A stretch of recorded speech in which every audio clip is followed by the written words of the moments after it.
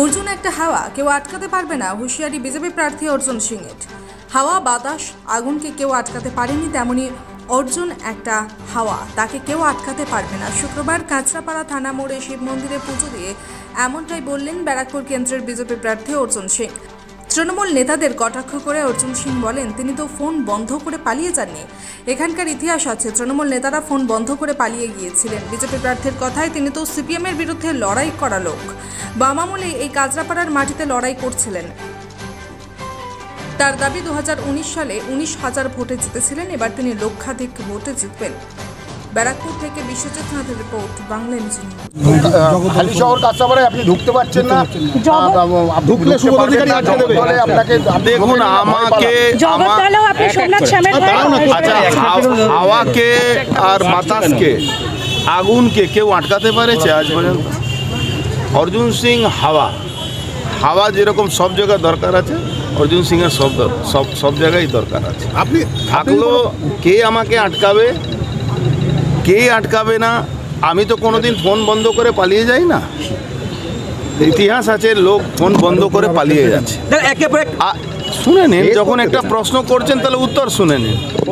তারপরে বলা হয় 19-এর গল্প, 21-এর গল্প কেউ বলে না।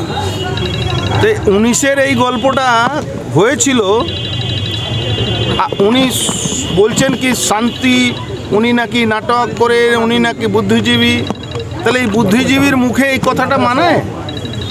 আমি তো এটা যে উনি বলছেন সেটা তো মনে হচ্ছে একটু চিন্তা ভাবনা করে বললে ভালো হবে। এবার বলুন দাদা, 30 নম্বর ওয়ার্ডে বিধানসভার বিধায়ক তিনি বলেছেন, প্রাথমিক বলেছেন যে আপনি দেখলে ওনাকে পালিয়ে যান, ভয়ে পালিয়ে যান। হতে পারে আমি ভয়ে পালিয়ে যাই, যাতে এটা কোথাও না বললে কিন্তু পাবলিক হাসবে, বুঝলেন? পাবলিক হাসবে।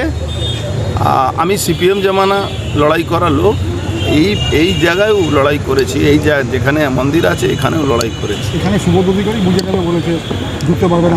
তো সে 2019-এও তো হারিয়েছিলাম, বীজপুরে তো তৃণমূল হেরেছিল, নৈহাটিতেও হেরেছিল। কোথায় কে আমাকে বুঝিয়ে নেবে? 2019 আর 2024-এর অনেক ফারাক। হ্যাঁ, নিশ্চয়ই ফারাক। 2019-এ 19,000-এ জিতেছিলাম, এবার 1 লাখ ভোটে বেশি জিতবো। দেখুন, পুকুর ভরাট যদি তৃণমূল না করে তাহলে রুজি রুটিটা চলবে কি? ওদের পুকুর ভরাট করতে দিন, মানুষ আমাদের সঙ্গে থাকে।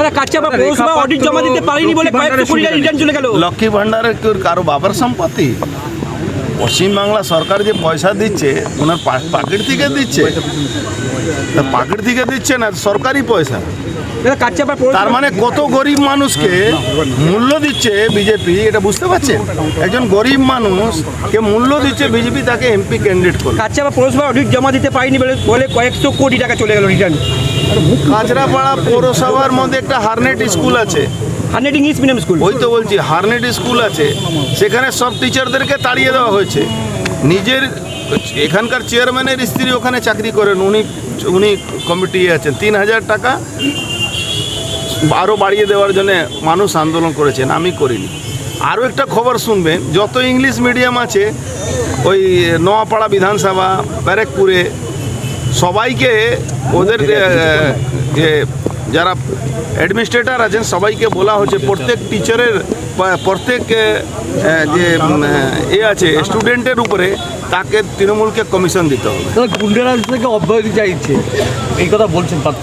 হ্যাঁ, তো গুন্ডারাজ তো এখানে আছে, হকাররা বসতে পারে না, তার থেকে তো অব্যাহতি চাইবেই।